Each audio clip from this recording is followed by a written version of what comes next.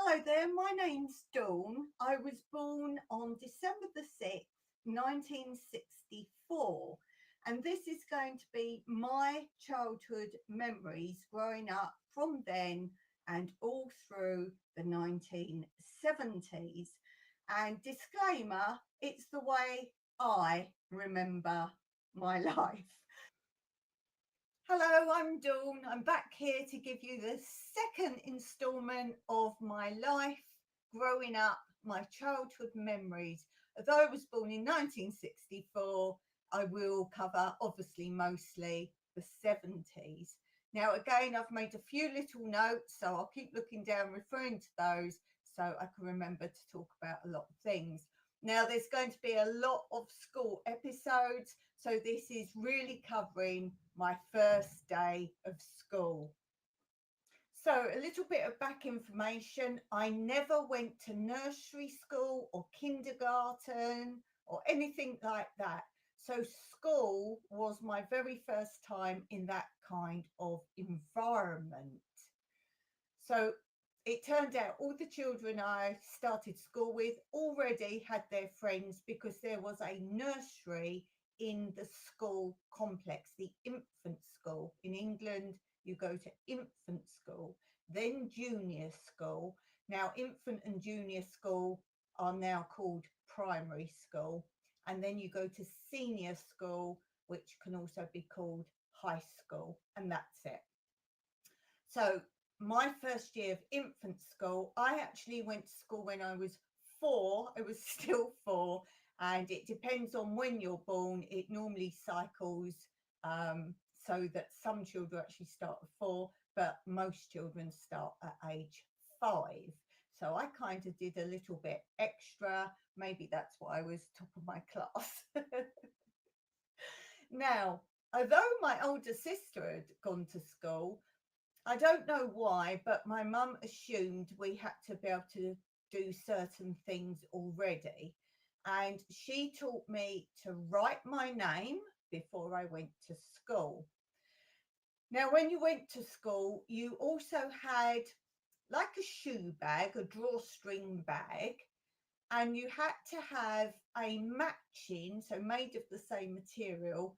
Some of you would call it a book bag now. It didn't have handles on to carry it, and you left it at school. But what you would do is it was like a book bag, but made of material, and you tied it to the back of your chair. So you had to be able to tie it yourself. The teacher wasn't going to go around and tie everyone's thing. So you had to really be able to learn to do or know how to do a knot and a bow. And so my mum taught me that before I went to school. And in future years, one of my jobs was an educator. And one of the things I did was worked at a nursery school with children about to go into school. And I had to do the transition of them into school. And I taught them those same things, even though it's not a thing they have to do now. I still taught them to have a good attempt at writing their name. Obviously, a longer name's harder to do, and to tie a knot and a bow and some other things besides. So that was something, and I made sure they all achieved that before they went to school. So I had a good concept because my mum also had at home a, it was kind of like a box set of flashcards, like words on big cards, and that was called I Am Me, Who Are You? And it was a little book. And the days I went to school, you learned by keep repeating words. So in a book, you would have words that kept repeating. And this was things like I am me, who are you? You are who? Who are you? I am me. And that kind of concept. And then all those words and other words would be on really big flashcards. I don't know where my mother got it from, but that's how I learned to read at home before I went to school. Well, when I went to school, I wasn't very happy leaving my mummy because for me, that was the first time I'd left my mum, and school must seem like a really long day. So I didn't really want to go. I didn't cry. As far as I remember, I didn't cry the first day, but I didn't want to leave my mummy. And my mum explained that I hadn't been to nursery school, so the teacher liked me. Remember, I have ringlets. I have natural ringlets. I tend to straighten my hair all the time, and luckily, as it's got thicker and thicker, they've dropped out. But I had proper corkscrew ringlets, and I looked adorable. I'm sure a lot of people thought they were fake, but they weren't.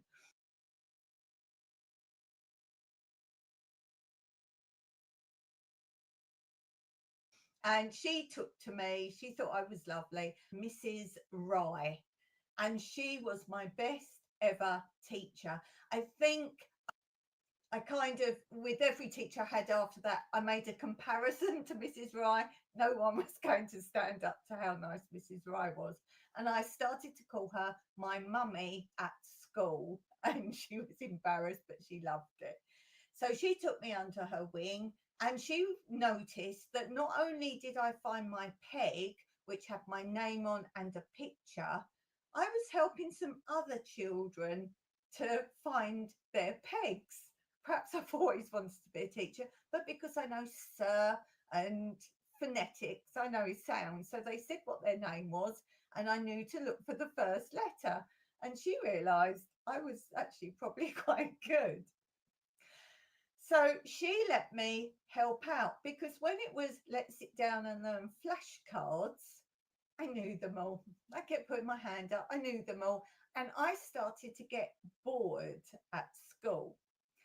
So she realised this was going to be a problem, and she brought me out the front to sit next to her, hold out the flashcards, pick them out of a box, show them round to everybody. And I had to say if they were right. If someone put their hand up, I had to point to them and I had to say if they were right. I'm not sure the day I started school. I'm thinking it was a Thursday because what I'm going to say now didn't happen for the first few days of school. So the first couple of days, I'm going to say it was probably a Thursday because you would start just 1 or 2 days before weekend. So it's to get organised. And my mum's, she was worried about leaving me because I didn't want her to go, but the mums were all allowed to stay for a little bit if they didn't have to go to work, and then they could go. And she let mum stay for a little bit, and then mum went. And my mum said because there was the infant school, which I was in, and the junior school was next door, another building, there was a fence between the two playgrounds, and you weren't allowed to sort of go to the other side. And she said to me, your big sister's in the junior school, go and meet her at the fence at playtime. So she knew I had someone kind of there. So it was all right.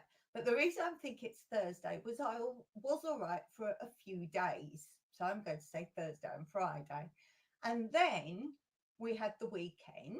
And obviously I knew this from school because my big sister went to school. So I knew like you have the weekend. And then on Monday, I didn't want to go back.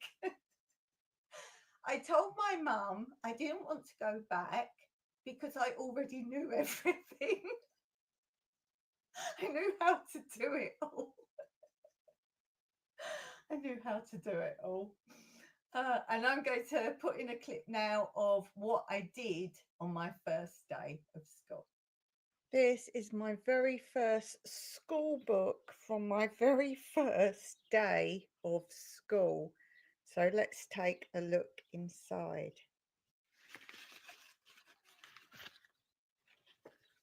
The very first page. And the thing at school was the teacher said you had to try and trace your name, which I followed her instruction, but I could already write my name. So I always showed her I don't need to trace it. I know how to write my name, and considering I was at school at the age of 4, that is pretty good. And I remember she used to say, "What do you think starts with the letter A?" And you had to think of something. She would write it down, and then you would draw it and colour it in. Now, as you know, I do homesteading now.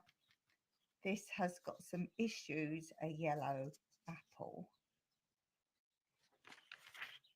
And again, yes, I'm showing her I can write my name, but you want me to trace it, I'll trace it, keep you happy.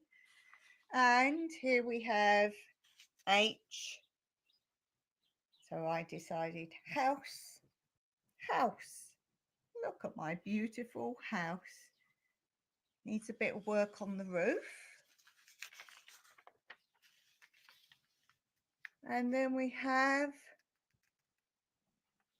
letter U, umbrella. For some reason she didn't write that one. Perhaps she thought I would have my own way of doing that. And then, oh, we got maths now. 1, 2, 3, 4.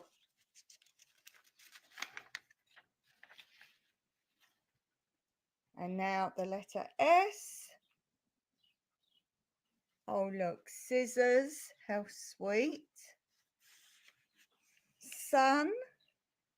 Now, I do remember I have one of my favourite, most ever sundresses, and I will show you a picture of that, me wearing my sundress. I remember it was grey with a yellow and orange sunflower on, so I'll find a picture and show you that.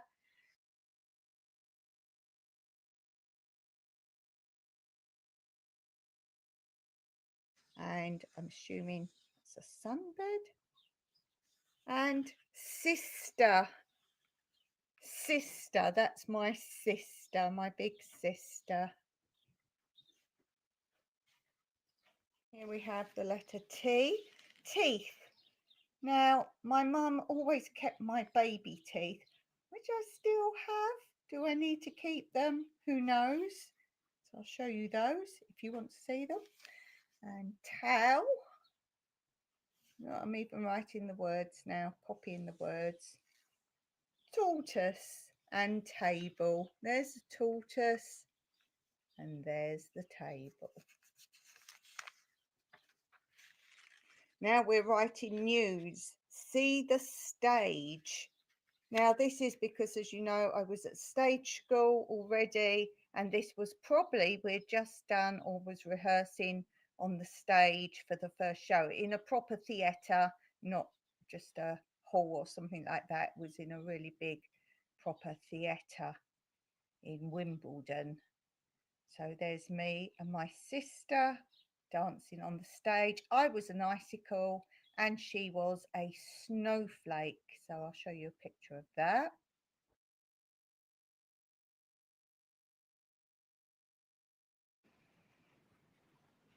And now we have more news. Look at the washing line. Look at the washing line. And I don't think we had to write the words, but look at me go.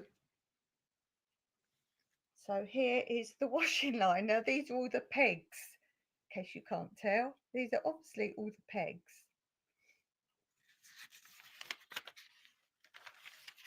And now I am Dawn. Oh look, perhaps that's my sundress because I wouldn't want to paint it grey, colour it in grey. But look, it's definitely the sunflower one. Yes, I'm hairless. I've got no arms. But isn't that sweet? I think it's lovely to have some drawings that you've done when you were tiny, your first drawings. Do any of you have those? Do let me know in the comments. Oh, one day. This is how we would start a story. One day. Do you remember that? You always had to start a story. Not once upon a time, but it was always one day. And then the books we read to learn to read was Janet and John. Janet and John books. So that was the books we had to read. Do any of you know those?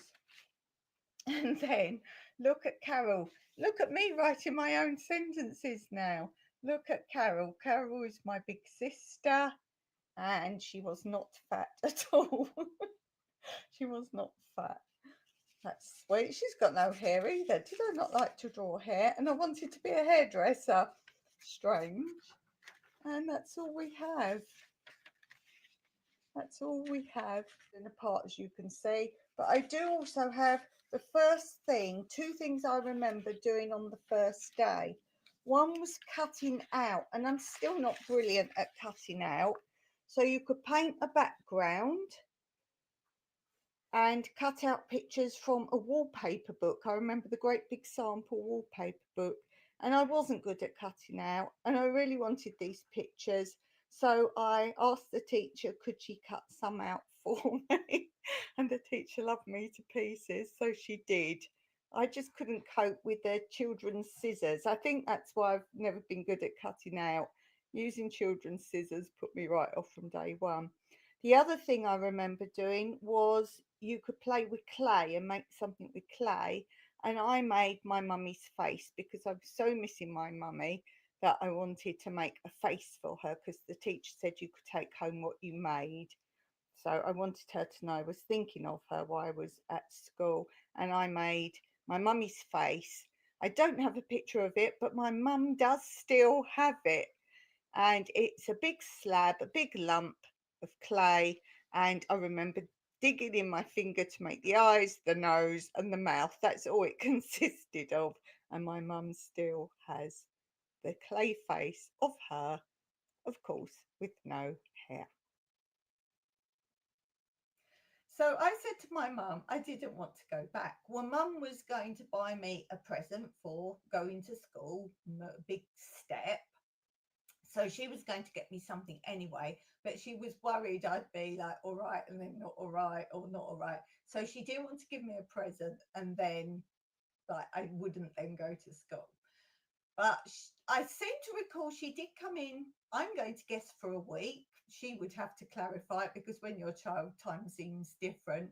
But I think for about a week, because she didn't go to work, my mum, the teacher let her come and stay for I don't know how long, a little while each morning. And mum enjoyed it. And she made sure she wasn't just with me. I just wanted her to be around. So I think she would go and talk to other children. She was trying to wean me off her being there, and I didn't mind that. And then she'd say, "Oh, I just need to go and do some shopping, or I'll be straight back." And she weaned me off. But to get me to go back to school, she said, "I'm going to get you something, but you mustn't cry or not want to go to school again." And because I loved my doll's house, she said, "Well, I'll take you to the shop and you can choose any one thing for your doll's house." But she said, "Then I'm not coming into school anymore." So I was all right with that. I love my doll's house, and I'll share a link below this video of my doll's house, which I still have. So I'll share a link to that, and you'll also see the thing I'm talking about. So, of all the things I could have chosen for my doll's house, you will never guess what I chose. It was a dustbin. Now, you might think that's a little bit of a strange thing to choose, but no, let me explain. I like things that do things. So, in my opinion, I could play with that because I could take the lid off, and I had a little like bathroom towel, and I could put that in. And the food, when they'd finish their food, I could put that in. And then I got out the little dustpan and brush or the broom, and I'd like, oh, something's fallen on the floor, sweep it up and put it in the bin. So I like things that do things. And much later on in life, my parents started collecting charms for us to put on bracelets or necklaces. And I always said I wanted ones that did things. So whether the wheels went round or something moved on it. So I've always liked things that are useful or playable. So even today, I don't just like ornaments, I want something useful. Now, I've talked about the book that I used at home. But the school books we learnt to read with were Janet and John. And anyone about my age from England will know Janet and John books. And again, it was the era of repeating things. Look, John, look. Come, John, come. Janet and John, come. These kind of things. That is how we learnt to read. Recognition. You could say there's some memory in it, but your part of your brain is seeing the words. And we learnt phonetic, so we would sound out rather than just saying it. We would actually sound it out and do that. So I remember we did quite a lot of reading at school and I had a love for reading. But again, because I had a good concept of some basic words in these first books, I was storming through these Janet and John books. I believe there were 4 main ones.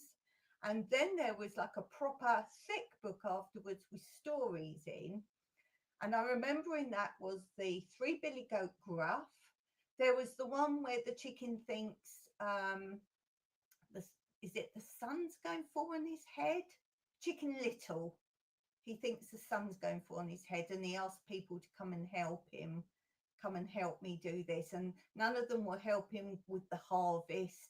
But then when he makes something from the harvest, from the corn or whatever it was, they all want to come and eat it and he doesn't allow them. I remember that story. That's the only stories I remember from this book of stories.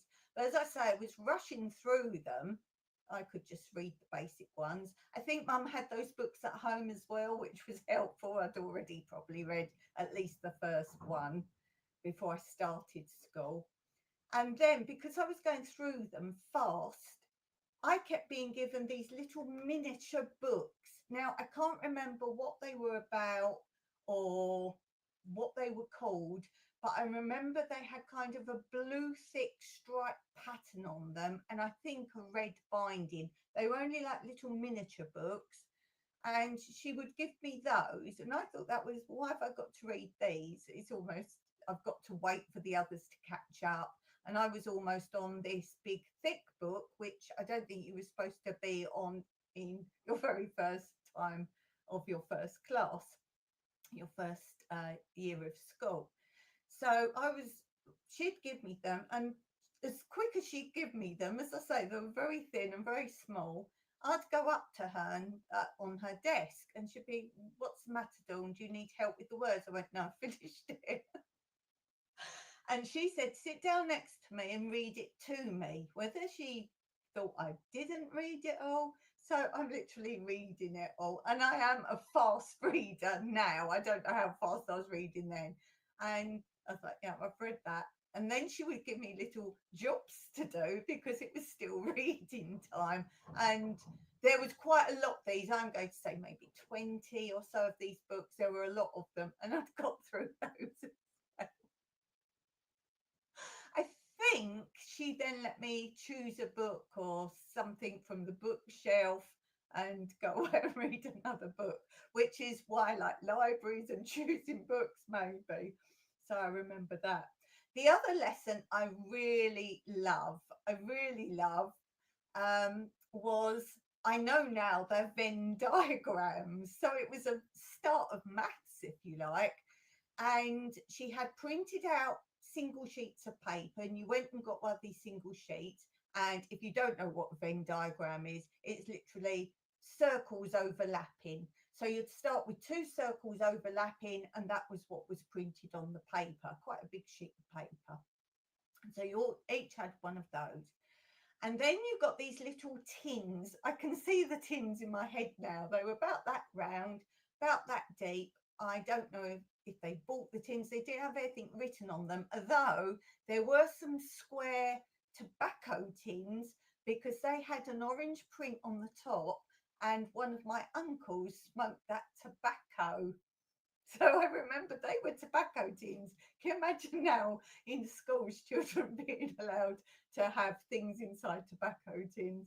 Anyway, inside you could go and pick any of them out. You picked 2. I think you picked 2 tins out and you couldn't see what was in them, and you went back and sat down. And then you opened the tins And in the tins were, if you know what Christmas crackers are, that you pull them, they got little token things in, or sometimes some of you know, like these gumball type machines where you get a little toy out, like little miniature toys. Well, they were full of those, and there'd be one type in one and something else in another one, lots of them. And you had to put them in these circles.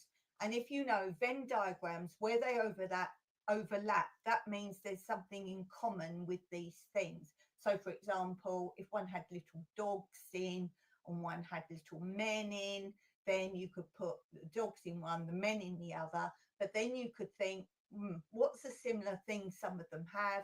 Maybe some of them were pink.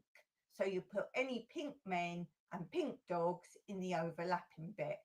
And I was doing that and doing that. In the end, she printed out some special sheets for me where you had 3 circles with different overlaps. So I remember that. I seem to remember doing that quite a lot, these Venn diagrams. What was the thing I hated most doing at school? Dressing up. Because my mum was very much one of these mothers who don't touch that, it's dirty, or you don't know where that's been, those kind of things. And I saw these old dressing up clothes and I was like, I don't know where that's been. And I refused to go in the dressing up corner. I don't think I ever told my mum that. But I remember I would never go in the dressing up corner. And that was in like a playhouse.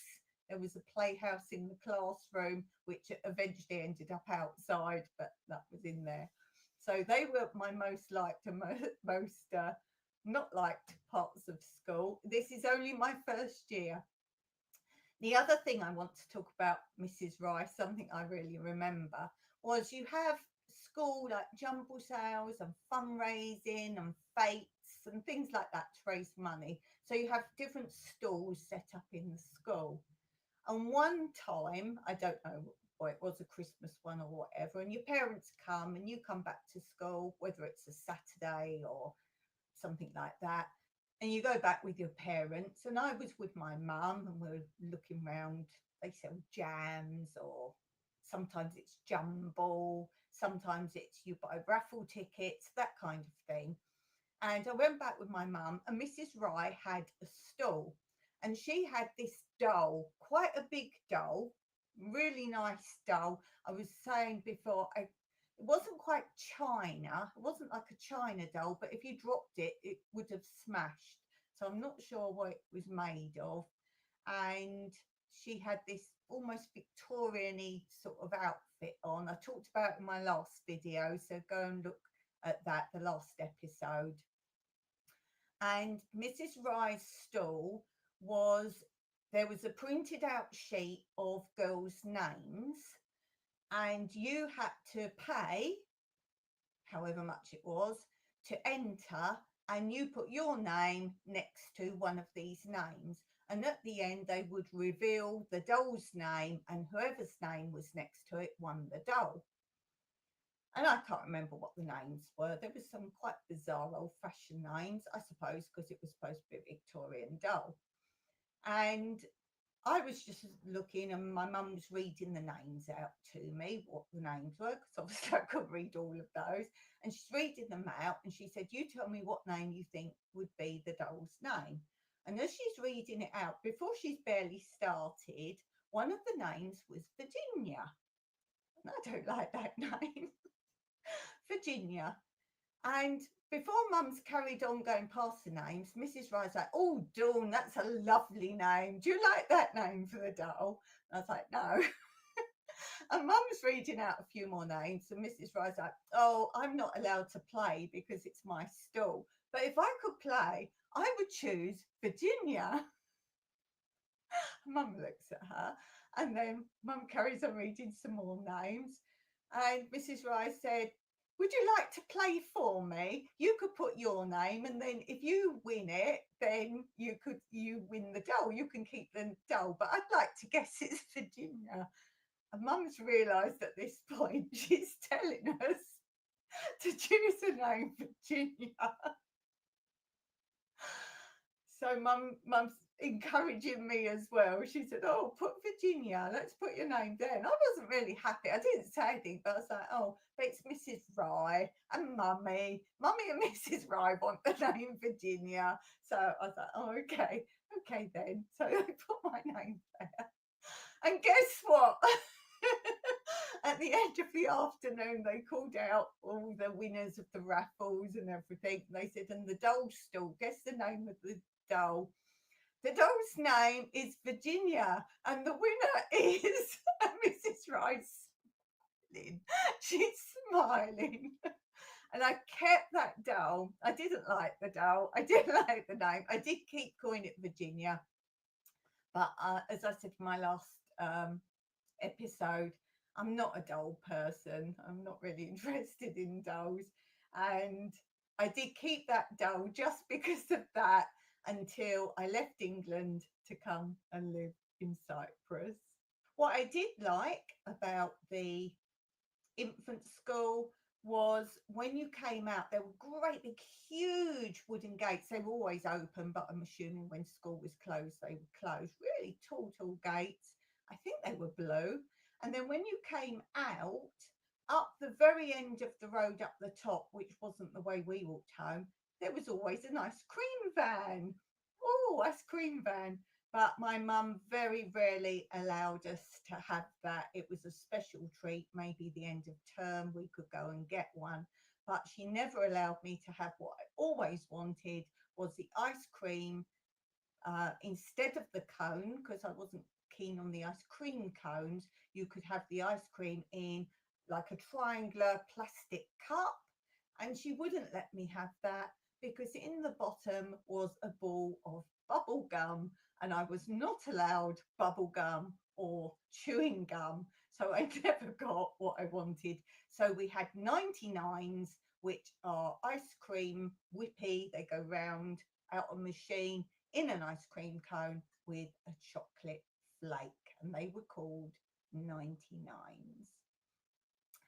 Something else I really remember was if it was your birthday, then you would go up on the little stage and you would get to wear just for the day a little badge with "I am" and the number, how old you was. And you had to take in a birthday card, only one, your favourite birthday card. And of course, everybody took the birthday card from Mummy and Daddy up because that was mostly a thing then, Mummy and Daddy. And I didn't do that because I had a friend. Now, remember, all the girls were already friends with people, boys just want to play. So, my best friend was Philip, a boy. And I said to my mum, "I'm going to take in the birthday card from Philip." And I still remember it to this day. It had a witch on a broomstick on. It was like cartoony. And I took that up on the stage, and everyone was embarrassed that I said, "This is my boyfriend." I meant a boy that was a friend. And this is my boyfriend gave me this birthday card.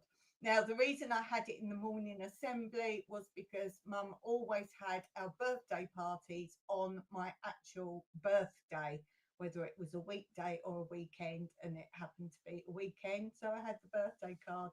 And I used to play with Philip in the playground. He had a pair of handcuffs. This sounds a bit odd these days. And he said, "Will you let me play cops and robbers?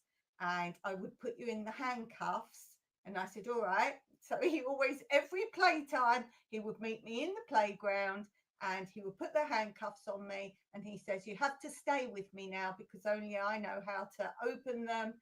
And I just had to be with him all the playtime. And then the end of playtime, he always released me from the handcuffs. And then I had his boyfriend was Robert.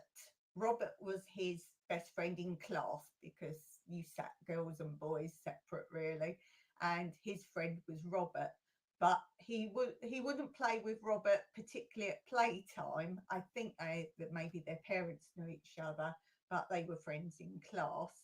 because he'd always say, no, I'm playing with Dawn. I'm playing with Dawn. It's a game me and Dawn are playing.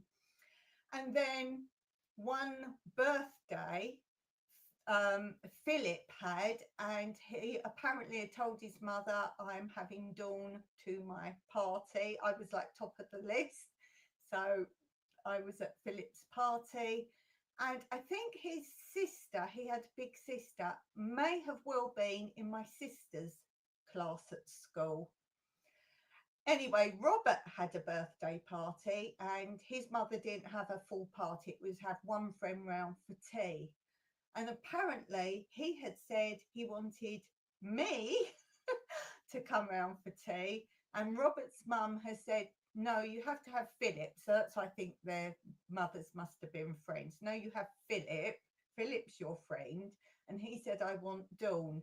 And it turned out that year his mother relented and had 2 round for tea. So he could have Dawn, but he also had Philip. And there is another boy that was in my very first class at school. And he also had, this boy was called Richard, and he also had a cousin in the same class at school who became a great friend of mine. And my nan, my grandma, knew the family of the boy who was called Richard. And Richard will feature in a later episode. He featured strongly in my 4th year trouble of infant school, and he features much further on in my lifetime. So we will jump to that and just tell you that Richard ended up being my first proper boyfriend. Sorry, Philip. So look out for episode 3. If you haven't seen episode 1, do go back and see that, and look out for what I'm going to talk to in my next episode. Thanks for watching, much appreciated. And don't forget to comment your memories below. See you next time.